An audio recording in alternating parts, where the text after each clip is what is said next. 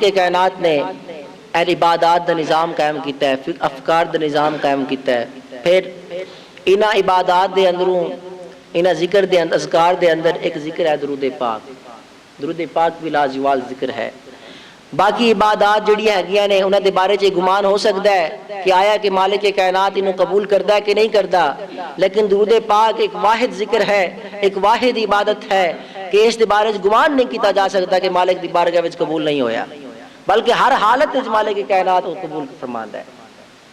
اس واسطے میرے مالک کائنات نے فرمایا ان اللہ و ملائکتہ یصلون علی النبی یا ایھا الذین آمنوا صلوا علیہ وسلموا تسلیما، کہ اللہ اس دے فرشتے حضور پاک صلی اللہ علیہ وآلہ وسلم دے ذات اطہر دے اوتے درود پاک دا نذرانہ پیش کرتے، درود پاک پڑھدے نے، درود پاک بھیجدے نے، درود بھیجدے نے.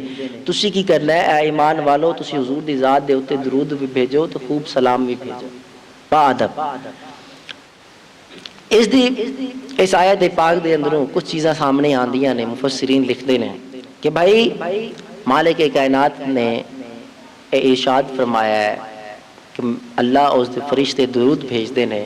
حضور ضیاء الامت تفسیر ضیاء القرآن دے اندر لکھتے ہیں کہ اس دے اندر فائل تین نے، ایک اللہ دے فرشتے، تیسرے اہل اسلام جنہاں نوں حکم دیتا جاندا پیا جڑے کام کردے پے نے.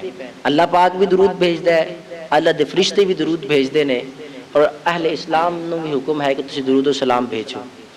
فرماتے ہیں جس وقت اے آکھاں گے کہ اللہ پاک درود بھیجدا ہے، اللہ تو جسم و جسمانیات تو پاک ہے، ہر چیز تو پاک ہے، زبان تو پاک ہے، وہ کس طرح بھیجدا ہے؟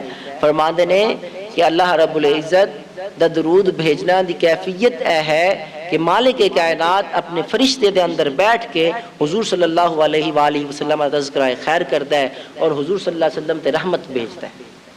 اس تو مراد ہے فمنہ عز وجل ثناؤہ عند الملائکہ، کہ بھی اللہ رب العزت فرشتہ دے وچ بیٹھ کے، فرشتے دی جماعت دے وچ بیٹھ کے حضور دا ذکر خیر کرتا ہے. اور علامہ آلوسی لکھتے ہیں، آپ فرماتے ہیں درود بھیجن تو ہے مراد بھی ہے. مراد کی ہے وَتَعْظِيمُهُ تَعَالَى إِيَّاهُ فِي الدُّنْيَا، کہ اللہ رب العزت حضور صلی اللہ علیہ وآلہ وسلم نے دنیا دے اندر عظمت بخشی ہے، رفعت بخشی ہے. کی رفعت بخشی ہے؟ بِإِعْلَاءِ ذِكْرِهِ، کہ حضور صلی اللہ علیہ وآلہ وسلم کا ذکر بلند کر دیتا ہے اللہ پاک نے. فرمایا وَرَفَعْنَا لَكَ ذِكْرَكَ، اے حبیب اسی تیرے ذکر نو بلند کر دیتا ہے. کنا بلند کیتا ہے؟ فرمایا کہ جتھے جتھے میرا نام لیا جاوے گا اے محمد میرے نام دے نال تیرا نام بھی لیا جاوے گا.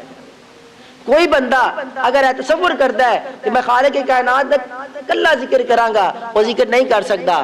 مالک بلکہ اے فرماتا ہے جڑا صرف میرا ذکر کرے گا، اے حبیب تیرا ذکر نہیں کرے گا تو اس دے واسطے کی ہے کہ اس دا ذکر میں قبول نہیں کرے گا.